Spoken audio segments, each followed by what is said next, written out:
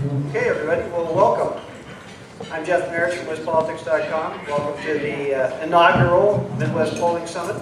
So we hope to do this again in the future, but this is our kickoff for this event. I think we have a really good attendance and great talent that will be talking to you about the issues that are going to affect the 2020 cycle. I don't have to tell you folks, but I'm going to give my pitch again. I don't think I'm going to see anything quite like this in my professional work time, where we have a primary that's going to matter, a national convention with one of the major parties, and a crucial general election. So I think Wisconsin is obviously one of a handful of swing states that's going to decide this election, and so we want to do everything we can in our 20th year, next year, 2020, to make sure that we cover this inside and out. And I always welcome your suggestions, of course, and so just let me know. I want to thank our sponsors for this event. We honestly couldn't do it without you, of course. The Outrider Foundation and the Capital Times, thank you very much for sponsoring the event. And then we have sponsors of,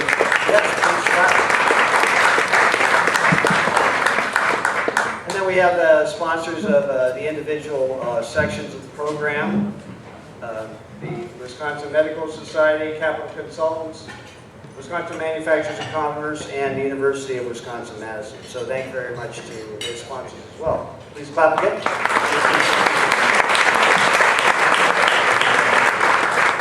So, this is an all-afternoon program. We'll have a break after the campaign panel. We're going to start off with healthcare data. Then we're going to go to the campaign panel. We'll have a break. Then we'll be doing the future polling panel with Charles Franklin, and then a wrap-up with Dr. Kramer from the University of Wisconsin-Madison. So I also want to make some announcements. At your seats, you should have one of these flyers. If not, I'll just tell you about it. As part of the coverage for the 2020 cycle, we've started the Battleground Wisconsin 2020 portal, which curates information about the campaigns, the presidential campaigns, and the convention and the primary all in one place for a state, regional, and national audience. So you can go to Battleground WIS 2020 and you can check that out. Please do, and again, welcome your suggestions. That's our initial sponsors there are the Outrider Foundation and Spectrum. And so thanks again to the Outrider for making that happen. And so I think we're off to a good start with that, but again, I welcome your suggestions on that. Upcoming events, in addition to this one, October 17th, next Thursday at UW-Platteville, we're doing a panel discussion at the university on the farm crisis. You can find out about that at westpolitics.com. Right here at the Madison Club on October 21st, Senator Scott Fitzgerald, the Senate Majority Leader and the candidate in the 5th Congressional District. He will be here. And then on November 5th, Liz Gilbert, who is the Executive Director of the Host Committee for the DNC. She'll be here to talk about how the DNC will impact places other than Milwaukee, Madison, and beyond. So with that, I give you Ambassador Tom Love.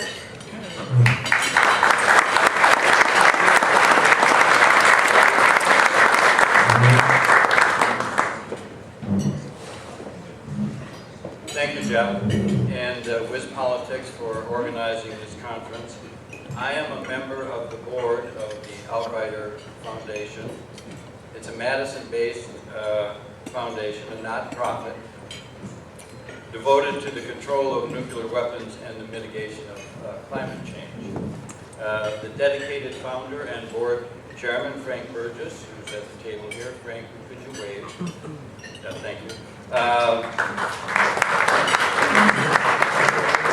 Of the investment firm Madison Advisors is here today. Outrider is interested in how targeted polling can inform policymakers.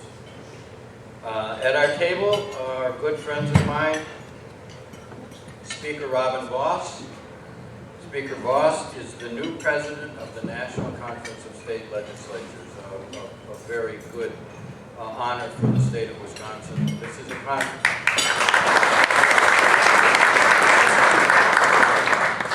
This is a national conference that was started here in Wisconsin by former Senator Bobby Knowles. Also at the table, Peter Barca, former minority leader in the Assembly and the current Secretary of the Department of Revenue. Peter. And Ann Lindblom, Norway's honorary consul in Wisconsin.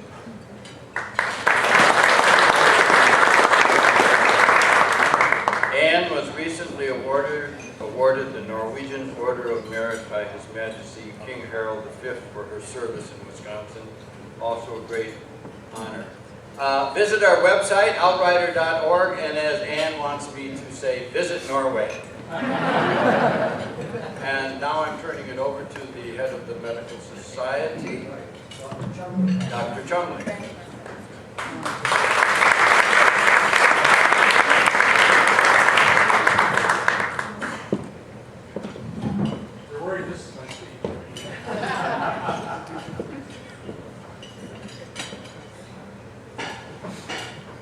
I've been asked to introduce Ashley. It's my honor to do that. I do not know Ashley personally, but I did call her and heard a little bit more about her. And during this introduction, I'm going to connect the following topics. I'm going to write them down if you want to. I'm one of those that like to do this. Harbor seals, cold water, dogs, my daily shower, aging, the art of medicine, 2016 presidential election, and your genome. So let's get started. First of all, Ashlee's undergraduate came from Madison, and then she moved on to Wake Forest, and went to Louisiana State. I think that's correct. And I always like people who get education in different places. I think that makes them more well-rounded. Midwest and Central States, and now she's in San Francisco as Associate Director of the Kaiser Family Foundation Public Opinion and Research Survey. I have a great respect for people that do polling. I think it's a very difficult thing to do. I learned in business school, and of course I think that it's very hard to do a good question that's not biased in one way or the other. Get the right people to answer it. Group of people to complete the poll, and it's to me there's an art to it too. It's similar to the art of medicine as well. Is that you have to be thinking about what you're doing, and you have to have a great deal of experience as well. She has a wealth of experience. She's published in JAMA as well as Health Affairs. Very respected in Health Affairs as a journal. In addition to, she also works on the Kaiser Foundation Health Tracking Poll, which has been tracking health issues. She'll talk a lot about that for the past 8 years. And I think that's very important because I think we read so many polls these days. And I think the 2016 election taught us all to be a little leery of polls. I think with 8 years of experience behind that data, I think that is much more helpful to us when we look at that data with 8 years behind it. She's also done some interesting research that she's not doing anymore, but I think somebody should do, that ties genetics to media consumption. Is that they took twins and they saw how they would absorb media messages, and there was a tie, twins that didn't grow up together, on how they would absorb them. So I think in the future, if you send your genome to 23andMe or Ancestry, that the Republicans or the Democrats will ask for that data. We'll look at what's on chromosome 22, left arm, and we'll decide whether your system will go or not, which kind of information they're going to send you. So that's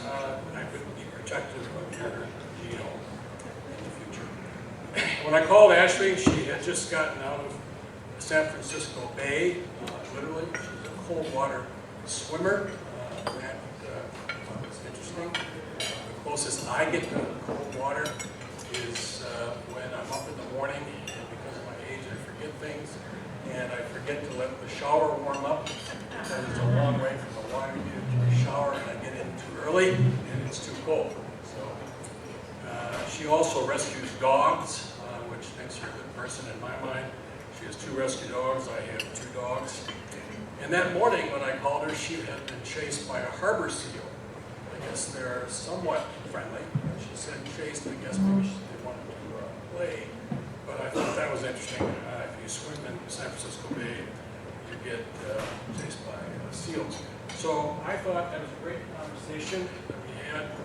And after reading her resume and going online, we have a certificate for her, which is a seal of approval from the Society. And I'll leave that up there on the table for it. We also have a seal, which we're going to take home. This is a very important seal because it's a donut. And those of people who know me, since I've become CEO of the Medical Society, we run on donuts. All right, without further comment, this is Ashley, and we look forward to your comments.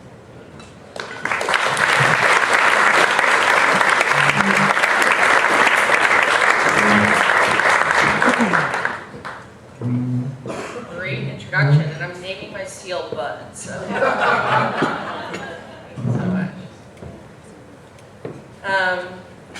Yes, we do get chased in the bay by harbor seals. They are not terribly dangerous. The sea lions are the ones you have to look out for, but I have not been chased by those, so thank goodness. And I wanted to take a dip in your guys' lake this morning, so I had no idea that I would be able to do that. I would have grabbed my suit for a swim, so thank you very much. I'm so excited to be here and kick off today's event, looking at the issues and trends that may play a role in the 2020 election. While I'm not currently living in the Midwest, I do believe I have some Midwest pedigree. I'm originally from Louisville, Kentucky, which is Midwest adjacent. I, for many years, ran the University of Illinois Survey Research Center at Springfield, Illinois, which is definitely in the Midwest. And perhaps most importantly, on one of my first dates with my wife, she introduced me to Culver's. If that's not Midwestern, I'm not sure what is. My talk today specifically will be on the role that we think healthcare may play in the 2020 election. As most of you know, the Kaiser Family Foundation is a leader in health policy analysis, health journalism, and polling on healthcare issues. We are a clearinghouse of health policy news, and we run public health information campaigns like Greater Than AIDS, which some of you may have heard of, which works to destigmatize AIDS and HIV in at-risk populations. My role at KFF is focused primarily in our survey research work. KFF conducts public opinion research for many reasons, but perhaps most importantly, it's because we see it as our responsibility to fill a need for independent, unbiased, high-quality polling that's in the public record. We use surveys to gather information about the public's experiences with the healthcare delivery system, as well as their perceptions and knowledge of healthcare issues. The main project I manage, which is what Bud was mentioning, is our monthly health tracking poll, which gauges the public's views on healthcare policy news driving Washington and across the country. The majority of the information for my talk today is from the monthly health tracking polls, so let me talk a little bit about the methodology that we use for this poll. While I say it's a tracking poll, the truth is we only regularly track one item, and that's attitudes towards the Affordable Care Act. A better description of this project for the polling nerds in the room is a monthly cross-sectional survey conducted using RDE sampling of both landlines and cell phones. At this point, we're at about 75% cell phone completes, and we included oversample of the pay-as-you-go cell phones, so we can reach a significant share of minority and low-income respondents. Each month, we conduct interviews from about 1,200 U.S. adults. I'm happy to discuss more on the methods at a later time, but in the meantime, I will simply say that we are proud members of the A4 Transparency Initiative and all of the information about our poll methodology can be found on our website. Charles is laughing at me because in addition to being proud members of the APOR Transparency Initiative, I am the chair of the APOR Transparency Initiative. I also serve on APOR Standards Committee, and I'm currently on the APOR Code Review Committee. So yes, I care a lot about methods, so I'm happy to talk about this at any time. My goal for today is really twofold. I'm going to try to put the election in context and remind us about the role that healthcare has played in elections for really the past 2 decades. After setting the broad context for today, I'm going to talk a lot about healthcare in the 2018 election and how the healthcare issues that were so prominent during these midterm elections are a direct result of the failed repeal efforts of the Republican Congress in 2017 and of more recent action by Republican state attorneys general and the Trump administration. Then we're going to move on to 2020 and what I think the top 3 healthcare issues will be during the primary election season, which we are beginning to see now, as well as the general election next fall. Finally, I think we all know that so much can change over the course of the year, but I will try to explain how the importance voters place on specific issues and the candidates' stances on these issues can play out in elections. But I also don't want to overstate the role of issues in the broader political environment, especially in light of other developments, including impeachment inquiries. So let's get started.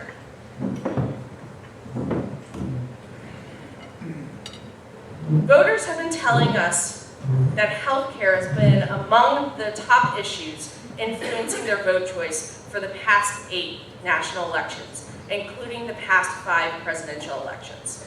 Since 2000, healthcare has ranked among the top 3 issues for voters leading up to Election Day, along with the economy and terrorism. We have found this consistently in our KFF polling, as well as national polling from other major polling and news organizations.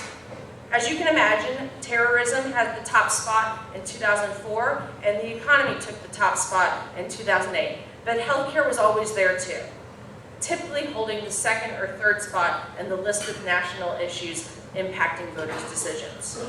Yet it really wasn't until 2018 that healthcare took over that top spot in the list of issues that voters said was important to their vote, both leading up to the election as well as in the exit polls right after the election.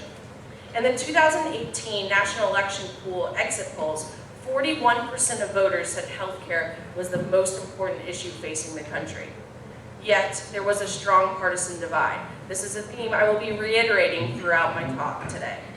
75% of Democratic voters said healthcare was the most important issue facing the country compared to 23% of Republicans. 75% versus 23%. For Republican voters, immigration, economy, gun policy all ranked higher than healthcare. So healthcare has been a top issue in the past 8 national elections and finally took over the top spot in 2018. What does this mean for 2020? Well, it is still unclear whether healthcare will remain the top issue. All of our polling so far indicates that voters still see healthcare as one of the top issues. But with recent political news, it is unclear what is going to happen this week, let alone a year from now. What we do know is that while healthcare has been among the top issues for the past 8 national elections, if we look at how the voters ranked the presidential candidates on healthcare, which is what is on the slide in front of you, we find that the Democratic Party and their candidate have long had the edge when it comes to healthcare. You can see that the gap widened drastically during the 2008 election when President Obama ran on reforming health reform while McCain widely avoided talking about healthcare topics. Then you can see that the edge diminishes sharply in the following election after President Obama had passed the 2010 Affordable Care Act. In 2016, Secretary Clinton had once again gained the edge from now President Trump. So what happened in 2010 that lost President Obama the edge when it comes to healthcare? Well, we can't talk about healthcare in modern day elections without talking about the Affordable Care Act.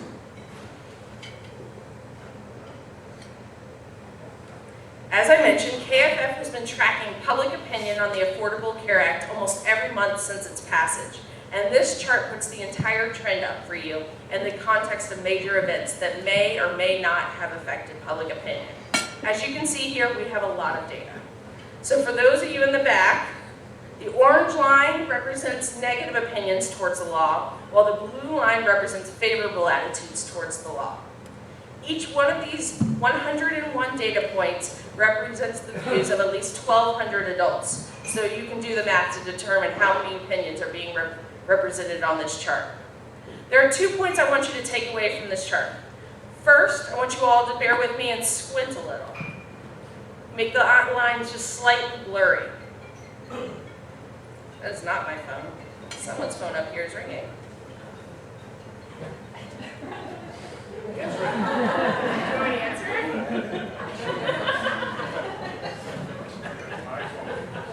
Okay, go back to squinting. All right. You can see that public opinion has really only shifted twice during the past 9 years. First, Bud. Sorry. I got a new speech. First, after the disastrous rollout of healthcare.gov in 2013. That's the first time we really saw any shift in the increase in people who viewed the law unfavorably. Second is the longest shift in trend that we're seeing now. And it really started once President Trump took office in January 2017. Public opinion towards the ACA has slowly increased in popularity, with 53% of the public now holding favorable views towards the law. This is especially striking if you look at public opinion following the repeal efforts of the Republican Congress in 2017. And if we think back to that, it was midnight in my time zone, but 2 a.m. vote in July 2017, and the infamous thumbs down by former Senator John McCain, basically ending Republican repeal efforts. We find a consistent uptick in favorability. But let's not get ahead of ourselves. The law is still not overwhelmingly popular, and attitudes towards the law are largely driven by party ID. This is something that I said I would keep coming back to. Most Democrats view the law positively. That is true. We have 84% in the most recent tracking poll, while most Republicans view the law unfavorably, 79% last month. The increase in favorability over this time that I've been talking about has been largely driven by an increasing share of Democrats who continue to increase in their popularity of the ACA. The share of Democrats who hold favorable views of the ACA has increased 11 percentage points over President Trump's term, up from 73% in February 2017 to what I said, 84% last month. It's October already. Republican views towards the ACA have stayed relatively stable over the same time period. So it's not that Republicans or really even independents have moved positively towards the ACA. It's that Democrats have seemingly rallied behind the law. So then why did Republican repeal efforts fail? Well, because all the ACA replacement plans were even less popular than the ACA itself. At KFF, we tracked public opinion on all the different varieties of the ACA replacement plans. The slide in front of you shows an image of our tracker where the orange, once again, indicates negative views and the blue indicates positive views. Some of you may not remember all the different variations of ACA repeals that were being discussed in Congress in 2017. Hopefully, none of you had to track them as closely as I did. It was not a fun summer. But the main thing we noticed when we were tracking public support for all of these plans was that at no point did favorable opinions towards any of these replacement plans outweigh unfavorable ones. As you can see, throughout 2017, there were more people with negative attitudes than positive. And if you look at polling prior to June, which is about in the middle of this chart, that is mostly polling on the AHCA, the American Health Care Act, which was the House plan that narrowly passed in May 2017. Perhaps you remember that after its passage, President Trump announced in the Rose Garden that the ACA was dead. It wasn't. When the Senate took up the cause, the Senate bill, the BCRA, Better Care Reconciliation Act, and then they were delayed basically throughout the summer in trying to pass it. mainly because the CBO kept coming up with estimates of how many millions of Americans may lose their insurance. There was also a skinny repeal bill. You guys remember skinny repeal? Yes? But that died when Senator McCain deciding thumbs down vote. Since this summer, one major element of the ACA has been repealed, the individual mandate, or the penalty for not having health insurance. Basically, what the tax bill did was that it made the penalty for not having health insurance $0, basically making that individual mandate obsolete. Our polling on the different provisions of the ACA has found that consistently the individual mandate was one of the least popular provisions as part of the ACA. But in addition to that, one of the main reasons why they couldn't repeal the ACA was because of the law's protections for people with pre-existing medical conditions. This was a rallying cry in the halls of Capitol Hill at the height of the repeal efforts, with activists and others shouting that repeal plans would effectively leave people with ongoing medical conditions unable to get coverage or really get affordable coverage.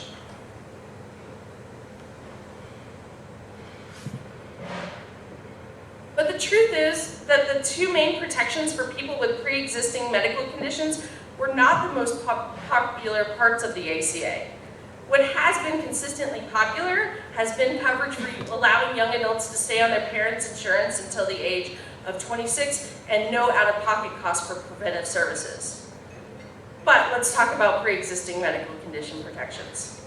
So right now I'm going to take my polling hat off a little bit and be a little nerdy about healthcare policy, but hopefully some of you in the room will enjoy it.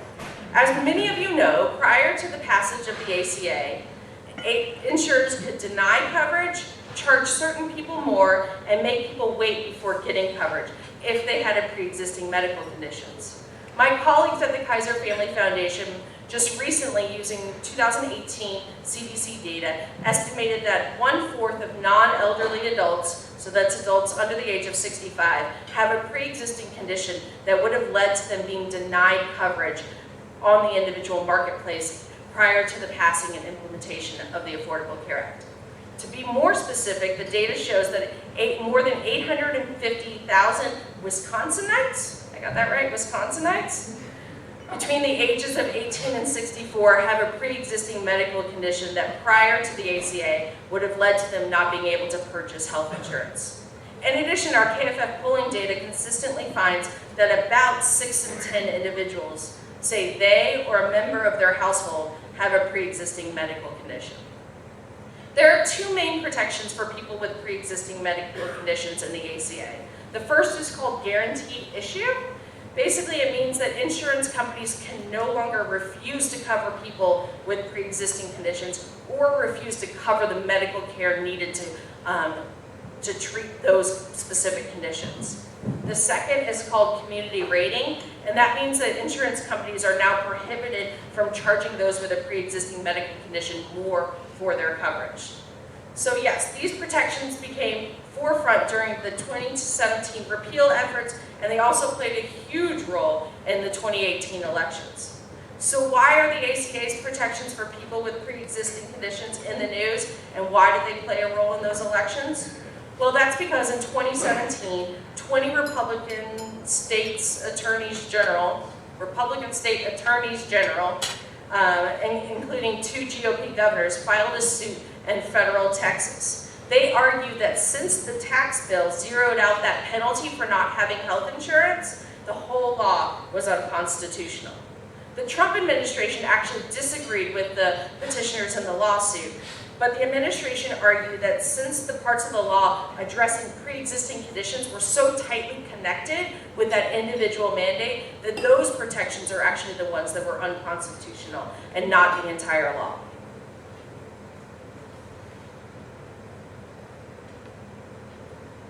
The problem is that these protections are popular with Democrats, Independents, and Republicans, and gained in popularity once they became under threat. Our polling consistently finds a majority of all adults, regardless of partisanship, saying that they think it is important for these protections to continue, and that they worry that their families won't be able to afford coverage if they are ruled unconstitutional by the courts. So that brings us to the 2018 election, where both Republican and Democratic candidates were arguing that they were for protecting those people with pre-existing medical conditions. This could be because our polling found that a majority of voters said a candidate's position on this issue, which is what is in front of you, was at least a very important factor in their vote choice. You can see this, we looked at this as Democratic voters, independent voters, and Republican voters, as well as voters who live in battleground districts, including many in the Midwest. We saw this in candidate ads from both sides of the aisle. My favorite was really the ad from West Virginia Senator Joe Manchin. Do you guys remember this one? Where he had a paper copy of the lawsuit taking away the protections for people with pre-existing condition, and he shot a bullet right through the middle of it. And then as he was pausing to reload his weapon, he said, "This is just dead wrong, and that ain't gonna happen." But perhaps closer to home, Senator Josh Hawley, the former Missouri Attorney General who was part of the lawsuit, also ran ads during his Senate race in 2018 talking about how he wanted to protect people with pre-existing conditions. Interesting.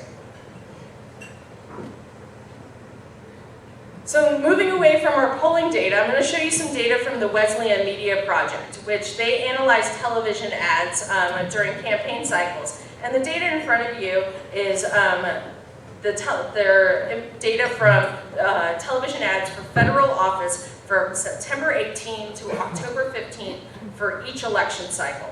The red bars are the pro-Republican advertisements, and the blue bars are the pro-Democratic advertisements. So first, let's think back to the midterm elections of 2014, right after the website troubles of healthcare.gov. During those congressional elections, 1/4 of all campaign ads were about healthcare, and more than half of those mentioned specifically the ACA. As you can imagine, there were very distinct party differences. Of all the healthcare ads during the 2014 midterm elections, half were Republicans attacking the ACA compared to only 5% of Democrats defending the ACA. Now jumping to 2018, pre-existing conditions really became the surprise issue in the midterm elections.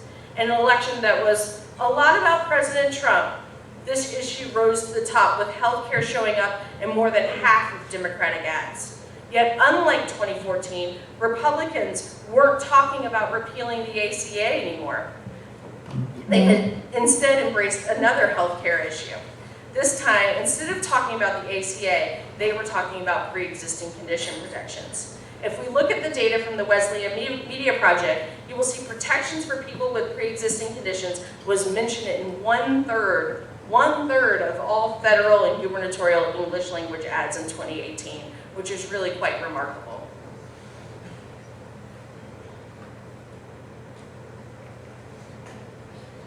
The extent to which Republican candidates were successful in their appeals to voter on healthcare issues can be debated. But I think what 2018 did teach us is this is going to be an issue in 2020. Since 2018, the federal judge has sided with Republican state attorneys general and has ruled the entire ACA is unconstitutional. And while the case is making its way through the legal system, there are some indications that it may be in front of the Supreme Court during the 2020 presidential election. Our most recent KFF health tracking poll finds continuing protections for people with pre-existing conditions remain the public's top priority for Congress to work on, but it does rank slightly lower for Republicans. So while we haven't heard a lot about this issue on the campaign trail so far, it will really be part of the 2020 story in the coming year. But as I mentioned, we haven't really heard this on the campaign trail quite yet. The main healthcare story currently in the 2020 election is Democratic presidential candidate's position on Medicare for All. The rallying cry of Bernie Sanders during 2016 has basically consumed all of the healthcare discussions during the 2020 Democratic primary so far. So I'm going to talk about that next. For many decades, Democrats, and specifically Democratic primary voters, have placed a lot of emphasis on expanding coverage to cover more people. For many, this means the introduction of a national health care plan. For many years, KFF has been tracking public opinion on the idea of a national health plan. We modified our language in 2017 to include the phrase Medicare for all. Historically, our polls have found a modest increase in support for the idea of a national health plan once we included that phrase Medicare for all, which is only slightly decreased to about half. So 53% in our most recent tracking poll have a favorable opinion of Medicare for all. But a national Medicare for all plan isn't the only way to expand healthcare coverage. And with all the different proposals being put forth by the various candidates, we have been trying to get a better sense of where the public stands on these proposals. What we have found is that there's broad support for proposals that expand the role of public programs like Medicare and Medicaid. These proposals, which are typically described as buy-in programs, allow people who aren't traditionally covered by these programs to purchase a plan like the ones offered. For example, if you are 60 years old and don't get your health insurance coverage from your employer, you could buy into the Medicare program rather than having to purchase your own coverage on the individual marketplace. As you can imagine, these proposals can get very complicated, but basically they are more incremental changes to the system rather than a drastic overhaul like a national Medicare for all plan, which is where all Americans would get their coverage from a single government plan. Unlike our system today, which you all know is a combination of public programs, employer-sponsored coverage, as well as individuals buying their own coverage on the individual marketplace. The proposal put forth by Vice President Joe Biden allows individuals to buy a government plan and expands Medicaid in the remaining states that have not expanded their Medicaid programs, like Wisconsin, in which the Marquette poll just found that 70% of Wisconsinites support expansion of Medicaid. But once again, this is a more incremental change rather than the drastic overhaul that is in Medicare for all. The optional Medicare for all plan, which is also on this chart, is similar to the public option proposed by Biden. So if we start on the left side of the chart, we find majorities of Democrats and independents favor a national Medicare for all plan, while most Republicans oppose it. That sounds familiar? Pretty similar to what we see with public opinion on the ACA. Then as we move from left to right, we find an increase in support for these proposals, with robust support among Democrats and independents, and even some support among Republicans for an expansion of the Medicare program through a Medicare buy-in, or of the Medicaid program through a Medicaid buy-in. So while most Americans favor the more incremental changes to the system, there are stark partisan divides and views of the national Medicare for all plan. If we look specifically at views in the Midwest, we find very similar results, with larger shares of support for the more incremental changes to the healthcare system, while about half of those living in the Midwest say they have a favorable view of the national Medicare for all plan. In addition, we at KFF have been looking at what happens to public opinion when people hear more about how a national Medicare for all plan may impact the system. What we have found is that even that modest majority that is in favor of Medicare for all may not have much staying power once people become aware of the details of any plan or hear arguments on either side. Current KFF polling finds that Americans know little about how the leading Medicare for all proposals would reshape the way all Americans get and pay for health care. And public support for Medicare for all shifts significantly when people hear arguments about potential tax increases or delays in medical tests and treatment. KFF polling also shows many people falsely assume they would be able to keep their current health insurance under a single-payer plan, suggesting another potential area for decreased support, especially since most supporters, 67% of supporters, those are the ones that say they have a favorable view of Medicare for all, think they would be able to keep their current health care coverage. Our most recent KFF health tracking poll also finds that leading up to the 2020 presidential election, most Democrats and Democratic-leaning independents would prefer to vote for a candidate who wants to build on the ACA rather than replace the ACA with a national Medicare for all plan.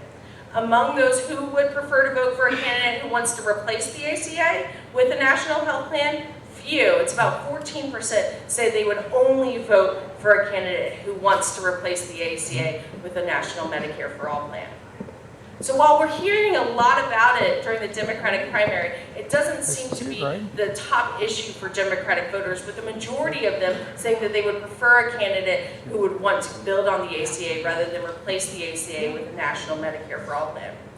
And so it's sucking up all the oxygen in the room when it comes to the healthcare in the Democratic primary so far. It will be interesting to see what happens and what pivots happen in the general election, and whether candidates start to talk more broadly about healthcare rather than these specific proposals. Great. And while it's not my job to advise politicians on what to talk about, I can tell you that in all of our polling, when we ask people what the biggest healthcare issue they want to hear candidates discuss, over and over again, the top issue provided by the public are healthcare costs. Healthcare costs dominate public and personal discussions of healthcare. Americans consistently put healthcare costs at the top of their list when it comes to healthcare issues they want the government to address and for political candidates to talk about. And our most recent KFF polling indicates healthcare costs now occupy a tier of their own on the public's list of pressing healthcare issues. Healthcare costs also top the list of household expenses the public worries about affording. Beyond the routine costs of health coverage, healthcare costs are also dictating when people decide to seek care. About half of U.S. adults say they or a family member put off or skipped some sort of health care or dental care and because of costs in the past year. Let me repeat that. Half of U.S. adults, regardless of their insurance status, said that they or a family member put off or skipped care because of the cost associated with that care.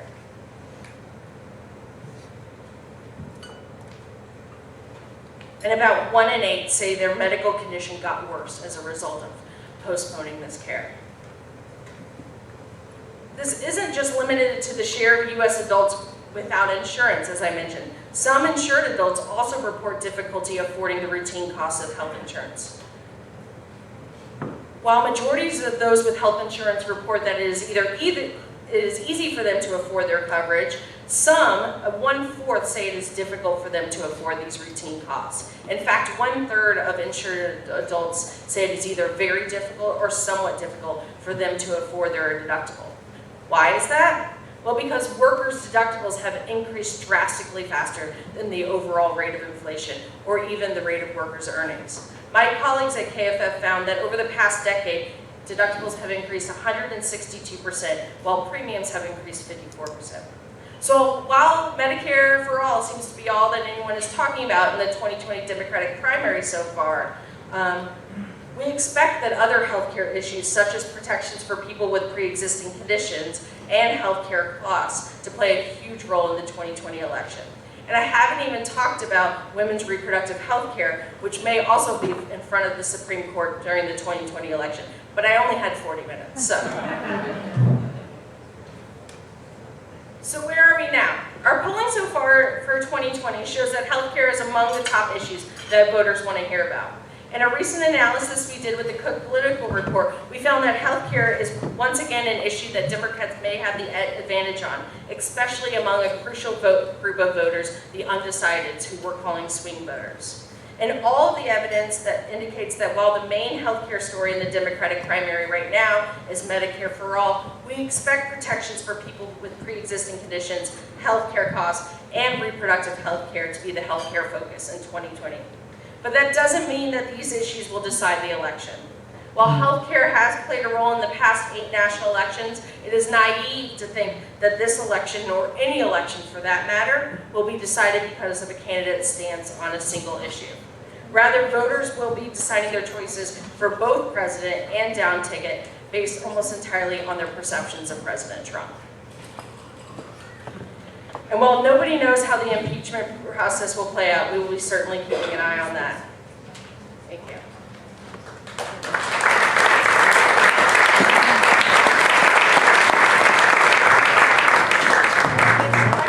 I have questions. Great. Okay, if you have a question out there, raise your hand and I'll call on you and then Ashley will answer. Okay, all the way in the back. Go ahead, Mike. You had a slide in there where you talked about how often healthcare, or I'm sorry, the ACA is referred to in like 2012, 2014, 2016, and you said it was referred to as the ACA. How much of that, you know, was called Obamacare versus? I can't really hear you. I'm sorry. I'm sorry. You had a slide where you had like 14, 16, 18 cycles where you talked about how the ACA was referred to a number of times in ads. Yeah. Do you know like roughly how much of that was Affordable Care Act called or Obamacare? So for our polling, or? Yeah, I mean, it sounded like you had a compilation of other polls and what. Yeah, so that was for, the compilation of the other polls was for the ACA repeal bills. Yeah. And so that's all the different Republican bills that were bringing forth in 2017, the summer of 2017. And our own polling on the ACA, for a long time we didn't call it Affordable Care Act or Obamacare. We called it the 2010 Health Reform Law. And for the sake of trend, for the pollsters in the room, we tried to keep to that as long as we could. But once really repeal efforts gained traction, it was awkward to call it a health reform law because it was the law of the land and there were other health reform laws being put forward. And so that at that time we modified our language from 2010 health reform law to 2010 healthcare law known as Affordable Care Act or Obamacare. Does that help? Yeah. And we tested it a bunch of times and it didn't matter. All right, now I'm going to help out. And you can speak into a mic. Don't try to grab the mic, though.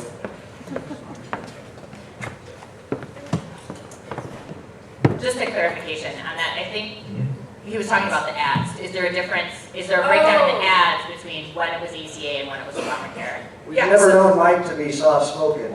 I don't know what happened there, but anyway.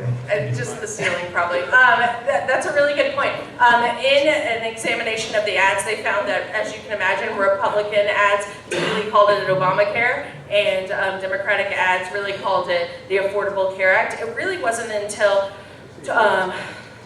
after 2014 that it seemed like President Obama embraced the language of Obamacare, and that's when polling organizations, not like ours, we didn't change our language until 2017, but that's when that really became part of the discussion.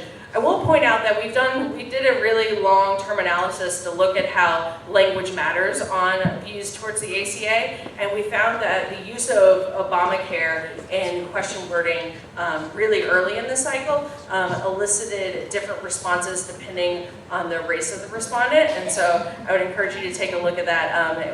We just published in Public Opinion Quarterly, which I think is really interesting. So. Hi, my name's Joe. I'm from, I go to the University of Wisconsin-Madison School of Medicine. Hi, Joe. Hi. And my question is about trade-offs. So obviously healthcare policy is centrally about trade-offs between priorities. And it seems like a lot of the time, confusion about the public opinion comes from people not having an understanding of those trade-offs. Have you explicitly polled, would you support Plan X if it gave you benefit Y, but cost Z? Yes. Yes is the short answer. We test this. I mean, one of the great things about running a monthly tracking poll on healthcare policy is that we get to do all the experimentation in terms of trade-offs, knowledge, awareness, argument testing. We've done it for Medicare for All, we've done it for public option, we've done it for Medicaid buy-in, we've done it for Medicare buy-in. And so the problem is that the public's knowledge on these issues is really quite minimal, and it doesn't even appear that knowledge on Medicare for All, even though it's become much more commonplace to talk about, has increased at all. We found pretty stagnant. This is related but not direct. In fact, knowledge of the provisions that were part of the ACA that have been law for many years now has decreased.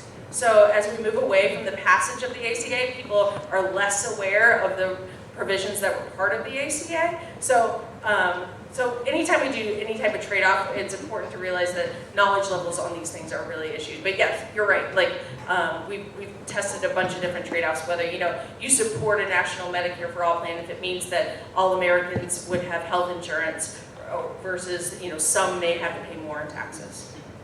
So what would be the most popular healthcare plan that somebody can come up with based on their polling data? Universal coverage, but no one has to pay for it. There you go. All right, here's a question. Thank you so much for your talk. My name is Nicole Hopkins. I'm a physician here in town. I own a direct primary care practice. I know we're focusing a lot on the cost of healthcare and the cost of health insurance. Why aren't we talking more about free market options that would increase transparency and maybe give patients more options other than traditional health insurance? There was an article recently that came out in the New York Times, I think it was from a JAMA article, that 20 to 25% of healthcare costs are waste, basically administrative waste. So there are free market options like direct primary care, health sharing accounts that decrease that bureaucratic waste and still make healthcare affordable without patients don't necessarily have to have traditional health insurance. Yeah, no, that's a good point. And I would say that our polling on this has really focused on kind of the broader policy implications of this, but you are absolutely right that anything that reduces healthcare costs is going to be popular among the public, and those types of programs that you're talking about really have been implemented, but not at a wide scale plan. But I think you're right, and we found that there is popularity among the public with free market and reducing costs. So I think you're right there. We just don't have the polling data for you. Over, Donnelly, another question from the Wisconsin Medical Society table, if that's okay. But so you saw that the last couple of years, the Obamacare or the Affordable Care Act improved in 51% compared to 43% opposed. And the way I look at the Affordable Care Act, it's like three prongs, right? It's Medicaid, and you can disagree, but Medicaid expansion, the 21-year-old, and the pre-existing conditions, 26. And what do you think made? And then I know that you said that it's part of it is because Democrats are maybe voting more, so that it's more of a partisan thing. But if it was real, based on states or part of the Affordable Care Act, which part do you think it was, or do you think it's all of it? That's increasing popularity? Yeah. I think particularly the Medicaid expansion, I guess, is what I'm interested, whether you're able to tease that out, whether people are supporting that or not. Yeah, and we've done some work looking at specific states. Once they expand their Medicaid programs, whether that affects popularity of the ACA overall. It really doesn't in a direction that would make sense consistently over time. The important thing to realize about the ACA is that the states implemented it in so many different ways. States could have expanded their Medicaid programs. States could have set up their own marketplaces, right? So like the varying levels and then the states, so it's hard to really tease out the differences there. What I think is driving the Democratic support for the ACA was really the repeal efforts in 2017. They saw this as the landmark bill of the President Obama administration. They were kind of rallying behind their president on this bill. That doesn't mean they're becoming more knowledgeable about it, I would not call 53% a great number for a law that has been in place for nearly a decade, right? So, experts, when the ACA was passed when it was passed on a strictly partisan basis, they kept saying, my colleagues at KFF published this article, once it gets implemented in the states, public's going to rally behind it, people are going to like it. Once they get experience with it, people are going to like this plan because it's going to cover their children and make no out-of-pocket costs for preventive care, all of this, and we really haven't seen that to be the case. The partisan divide on this has been very stable and doesn't seem to be shifting. Okay, over here again. Well, you kind of answered my question, but I can ask another one. Great. Are you finding that support for Medicare for All versus Medicaid expansion, is it affecting different demographics? Because I think that Medicare for All support, or just Medicare in general, is it seems to be more Young? Yeah, versus Medicaid. So I'm kind of interested in that, like the political implications. Yeah, so if we look at the support for Medicare for All by age and for a national health plan, we see that we have broader support among younger adults. Typically the supporters, this is also the group that tends to be supporting Senator Bernie Sanders. So, right, it kind of goes hand in hand. Something that's super interesting about our polling on Medicare for All, which I didn't pull out and talk about, but it's in the news now because President Trump just gave that talk down in the Villages in Florida talking about how he was going to protect Medicare. One of the things that we've looked at is whether seniors are feeling threatened of the Medicare program because of Medicare for All. That hasn't been the case yet, but when we did some argument testing on this, we did find it to be an effective argument. So as candidates may be talking about how Medicare for All could threaten the overstability of a Medicare program, that'll be super interesting to watch. I will say that Medicare is very popular. It's a very popular program. There's a reason why politicians are calling it Medicare for All. Interestingly enough, Medicaid is also very popular. We didn't used to see a majority of Republicans supporting the Medicaid program, but we've kind of seen that shift over the past 5 years. So we now have a majority of Republicans, Independents, Democrats supporting Medicaid and Medicare. So. Okay, over here. Thank you, Ashley. How have you seen in any polling anything to do with transportation or access to benefits that are entitled? Also to the person that asked about free market plans, I have never observed any free market plan that includes transportation to the surgery or the appointments or any of this. It seems to me this is becoming a bigger issue, whether or not it's entitled to transportation. Have you run across any discussions about this, or is it too far down the ladder? No, I mean, you know, we have a lot about the public's experiences with the healthcare delivery system. I know a lot of polling off the back of my hand. I'm not sure I know the support for transportation, but I'm happy to share that, and I promise you we have it. We have a great tool on our website. It's called the KFF Question Finder. So you could put in any kind of key term that you think would pull up a polling question on transportation issues in terms of healthcare. And I'm sure we've asked it, and I'm sure we have a trend on it. And I'm happy to pull that for you too.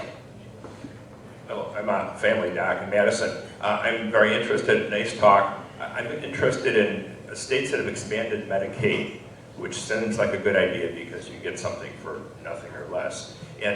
But in California, and I know talking to colleagues around the country, because Medicaid pays so much less than your cost of doing business, a lot of physicians and groups have cut down to be able to see people. So if you poll in a place like California that has expanded Medicaid, but people can't find a doctor to go to, do they have any different impression as to whether expanded Medicaid is good? Yeah, does the reality affect how the polls reflect these? Yeah, I mean, I'm sure it does. We've done some work. We did a long-term project looking at California's uninsured population, and it's called the California Uninsured Panel, and we went back to them every year for 5 years at the start of Medicaid expansion. And so one of the takeaways from that is that, and we saw how people gained coverage, they lost coverage. You know, as you can imagine, the population that's part of the Medicaid expansion is pretty mobile in terms of, you know, where they move, in terms of where they are, whether they have health insurance, whether they're getting insurance through an employer, or they're getting insurance through the Medicaid program. So there's a little bit of difficult tracking all of that. But I mean, we did find that one of their key concerns was being able to, yes, we have coverage now, but we're not able to get an appointment, see a doctor, choose a primary care provider that we like, those sorts of things. But you know, they've shifted from their concern of not having coverage to now, you know, issues with the type of coverage that they're getting. Yes, and that's, we have 5 waves of that, of the California uninsured group. So, yeah. All right, 2 final questions over here. Great. Mine was about Kathy River from Madison Brain Center, about the efficacy of the care, especially in the mental health industry. Do you ever poll on that? Because we have lots and lots of people taking pills for mental health, and the statistical study says the efficacy is somewhere between 20 and 25%, I think, with placebos being a higher efficacy rate. So we've done some state polls looking at mental health issues, and so I don't have anything at a national level, or even I think in the Midwest. I think the closest we have is Colorado, and that was last year, but I don't know it off the top of my head. But that's, yeah, no, I think I think mental health issues are, you know, becoming increasingly part of the broader health policy discussions. Yeah. Okay, last one over here. Hi, my name's Adam. I'm a nonprofit here in Wisconsin. I was wondering if you were looking at polling data on the public's views of healthcare providers and health systems, and has that changed as costs have grown faster than wages? No, they really like their doctors, They really like their providers, and that's regardless of the type of health insurance that they have. And in fact, like, people have really positive views of Medicare if they're on Medicare. They have really positive views if they're of Medicaid when they're on Medicaid. So they have positive views of both their doctors, providers, and something that, you know, may be part of the Medicare for All discussions. They also have really positive views of their insurers. So they tend to rate their health insurance companies, the companies that are providing them their health insurance, pretty positively, which, you know, is interesting. Yeah. Okay, now I have the final question. Great. Ready? No. Yeah. So this is national polling data Yep. that you were. Is there any sense that Wisconsin follows the we like to pride ourselves in being reflective of what's going on in the rest of the country. That's why we're so important. So, I mean, are we tracking about the same, or is the upper Midwest tracking about the same, do you think? Yeah, so I pulled all the stuff for Wisconsin specifically and the Midwest more generally when I was looking at this data, and y'all are it's pretty identical to national polling. You know, we see other discrepancies in the South and even on the West Coast. You know, we're weirdos out in California, but this area seems to be tracking pretty similarly to the national picture overall. All right, well, let's hear it for Ashlee.